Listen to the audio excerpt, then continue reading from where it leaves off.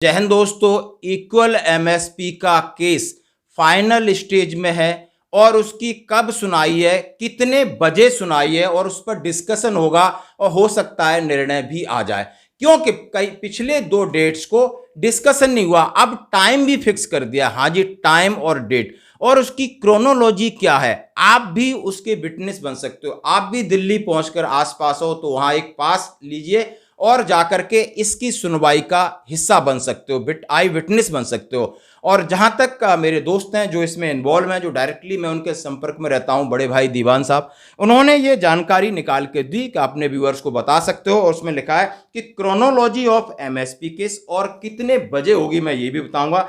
सबसे पहले इसके साथ क्या क्या हुआ और रिसेंटली हमारे जो वकील साहब केस लड़ रहे हैं उनको और कौन कौन से डॉक्यूमेंट प्रोवाइड कराने थे वो प्रोवाइड कराए, यानी हम कितने ताकतवर हैं। यानी जो भी ये संघर्ष कर रहा है, मेहनत कर रहा है, हम उनको सैल्यूट करते हैं, साधुवाद देते हैं कि हमारे लिए यानी 30 लाख लोगों के हक के लिए, बराबर एमएसपी करने के लिए, हक के लिए वो लगातार लड़ रहे हैं, पैसा भी खर्च कर रहे हैं, अपना समय भी खर्च कर रहे हैं, तो क्यों ना हम उनको अप्रिशिएट कर सकते हैं। जरा क्रोनोलॉजी सुनिए। लेटर रिटन सबसे स्टार्ट 2015 20/8/2015 को एक माननीय एसपी सिंह जी ने एक लेटर लिखा था इसके बारे में, एमएसपी के बारे में, कि बराबर कर देनी चाहिए थी। उसके बाद 1406/216 में x voice of ex serviceman ने एक पीआईआर की थी, वो डिसमिस हो गई थी किसी टेक्निकल ग्राउंड में। यानी 15 से कहानी शुरू हुई, 16 में वॉइस ऑफ एक्स सर्विसमैन जो आज इस केस को लगभग लीड कर रहे हैं, इनके साथ एक और ग्रुप है।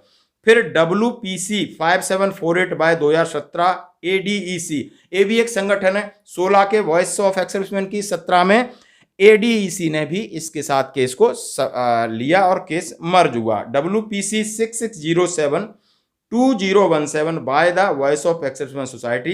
फिर WPC केस नंबर 6607 चला। फिर क्या स्पीकिंग ऑर्डर इशू हुआ 6607/2017 के ऊपर और made applicable to so and so 17।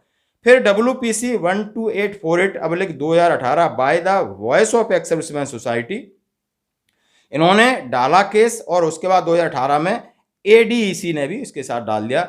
The whole confusion is clear that mister Veer Bahadur Singh is voice of ex serviceman in leading इस मिलिट्री सर्विस पे का केस, और उनके वकील हैं निदेश गुप्ता जी। हाँ जी, निदेश गुप्ता जी हैं। और जैसा कि पिछले हेयरिंग के बाद कुछ डॉक्यूमेंट चाहिए थे तो उन्होंने आरटीआई से डॉक्यूमेंट मांगे थे, उसमें सीधा सीधा मिलिट्री नैशिंग अफसर, आर्मी कमीशनड अफसर और JCOR यानी सिपाही से लगाकर सूबेदार मेजर तक का जो अलग अलग 3 एक कैटेगरीज हैं, उन्होंने एक कैटेगरी के बारे में पूछा कि ये हमसे ज़्यादा हैं आरटीआई, उसका हमें बताइए आखिर ये क्यों दिए, क्या ये कॉम्पिटेंट हैं या नॉन कॉम्पिटेंट हैं, क्या इन्हें वेपन ऑथराइज है, क्या इन्हें BPT ऑथराइज है, क्या इन्हें PPT ऑथराइज है, क्या इन्हें नाइट ड्यूटी ऑथराइज है, क्या इन्हें डिस्टर्ब एरिया ऑथराइज है, क्या इन्हें फील्ड एरिया ऑथराइज है, क्या ये फॉरवर्ड एरिया में नर्सिंग स्टूडेंट की तरह काम करते हैं। तो जवाब था ना ना ना, नो नो नो। जब नो नो है तो जब वो कॉम्बिटेंट नहीं है तो एक कॉम्बिटेंट